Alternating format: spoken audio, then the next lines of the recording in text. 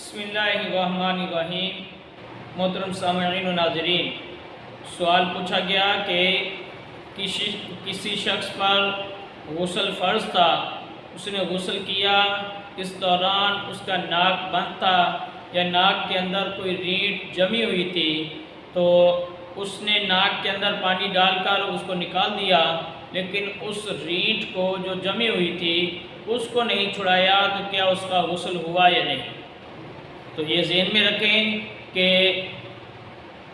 ناک کے اندر اچھی طرح پانی بہانا اور اچھی طرح اس کو صاف کرنا یہ غسل کے اندر فرض ہے۔ اگر ناک کے اندر کہیں ریڑھ جمی ہوئی ہے تو اس کو بھی اس سے جدا کرنا، اسے الگ کر کے اس جگہ پر پانی بہانا یہ بھی ضروری ہے۔ اگر کسی شخص نے